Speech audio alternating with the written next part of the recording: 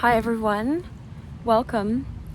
My name is Dr. Cheryl Meyer. Today I'm going to talk to you about triggers and how to not let triggers dominate your life, how to use them actually, turn them into a spiritual practice, because that's what they can be, instead of you being at their beck and call and feeling overwhelmed and out of control and then embarrassed and ashamed or whatever because of how you reacted to your triggers. Your triggers are our teachers, right?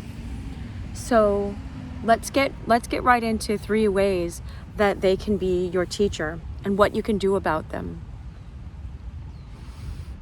First, I welcome you to wherever you're watching this. I encourage you to go over to my YouTube channel and join me there and subscribe and put on the notification bell so that you can get more videos, because I've been a psychologist the last 20 plus years and I'm constantly working on this and wanting to just give back and teach. I've not made any money from this, as far as I know, 0. And I've been doing this for 3 years. So obviously, I don't know what to do about the YouTube thing, but it's been great as a discipline just to give this back. And that's one of the things today, is to let go of outcomes. But first, when you're triggered by something, notice what's triggering you. This sounds really simple, but first, notice what's triggering you. So I just had a profound experience this morning with a client, but I don't want to reveal all their stuff, so I just keep that. Usually I'll just use my own examples so that because I just am an open book, because if we can use something so that we can get a visual. Sometimes if we get a visual. All right, so I was thinking just now, if I was rejected terribly, or if you were rejected, or someone was rejected terribly in childhood, we could feel so sorry for them that their rejection, it could have meant they went starving or didn't have enough food, or just felt utterly abandoned, or whatever the feeling. We can feel bad that they felt that, but what happens is we can develop this we can respect the woundedness that you have, right? But here, I'm going to draw a picture for us, and I've used this picture many times, but I have my journal. Let me just make sure to open to a blank page, not the written on pages. All right, clear blank page. All right, and so what happens when we have a trigger is one person does one thing, and I use this one example.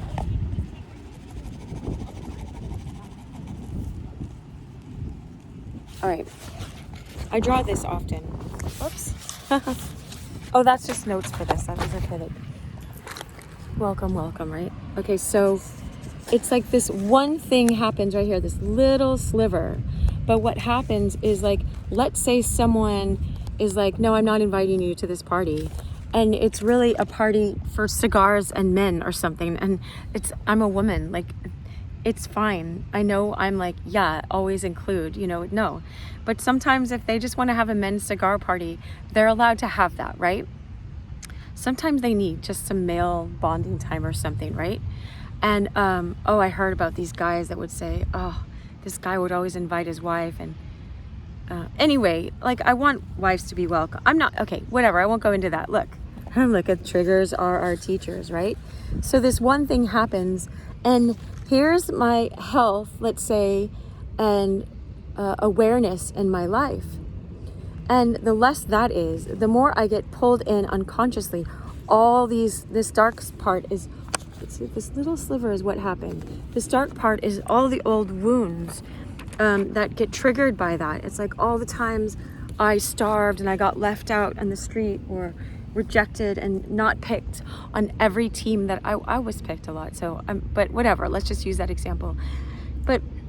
And so you understand that 2 people in a relationship, oftentimes, everything looks like it's going great. And then one person does this one thing, and it's just like a neutral thing, or it's a slight thing, but it taps into all of this rage and anger or whatever you have in you that you haven't resolved, that you haven't done the work. Now, when you do the work, like let's say you practice being present every day, you sit in a meditation and you observe your thoughts and you don't get carried into or pulled into them.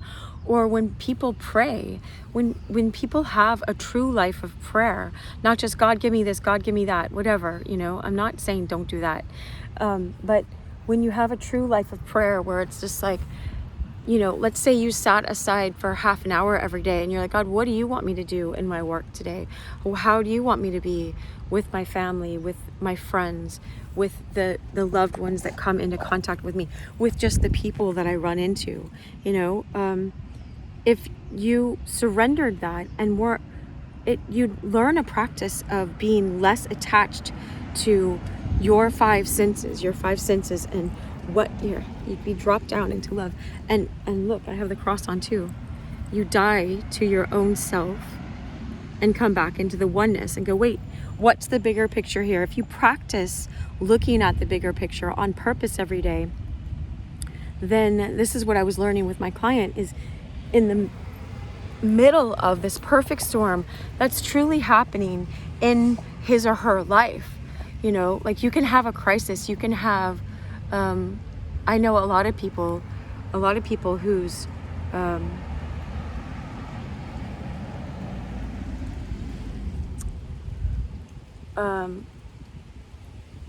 sons or daughters are homeless and using drugs, and it's not like they wanted to do that. It's not like they thought 10 years ago, oh, I want to be homeless in 10 years from now. And I just heard yesterday from another person. So it's all people's private information, but he knows this guy that's addicted to, and on the streets, and I won't say more, like he shared it, and so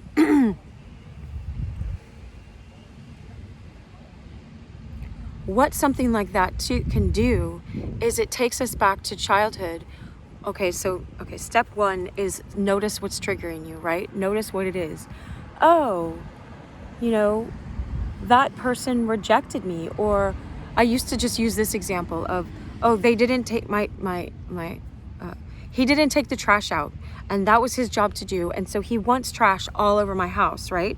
And then step two for not letting your triggers run your life and turning them into a spiritual practice, for addressing your triggers so that you can be aware of this and you don't have to be at their beck and call and react. And then, like what I said, all the fallout from our triggers. Let your triggers be your teacher. So notice where that happened before. And it will be so strange because it's like, no, this doesn't have nothing to do with my childhood. This didn't it happen ever before. No, notice where the pattern is, right? My client just has such the perfect example, but I'm having to navigate through that because I didn't. But let's just use the trash one, right? Because it can be the same. My parents didn't deal with their own stuff, their own unconsciousness. So I, as a child, was really sensitive to this, and it just felt like they left all of their trash, all of their, oh, I'm not going to deal with this, I'm just going to do whatever I want, and vomit on my emotional reactions all over you. And like sometimes we'd get the belt, we'd get spanked, or one of my, my siblings would get spanked, and I would like, no, you can't do that. There's no reason. You're just overreacting. You know what I mean?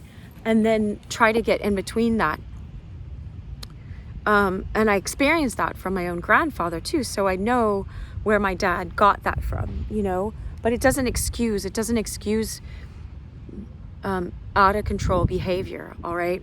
And so you can trace it where it's just like, oh, you know what? That really hurt in childhood when I watched my brothers get spanked with a paddle, or I got it, or my sister, my little sister, she's 4 years younger than me, that was painful to watch. And so right now, instead of like, let's say it was my spouse before, it's like yelling at him and like, how dare you not take out the trash? You're the worst person in the whole world, you know? Or one of my friends was planning to meet me, but then it rained, and so we didn't end up meeting. And I was just like, okay,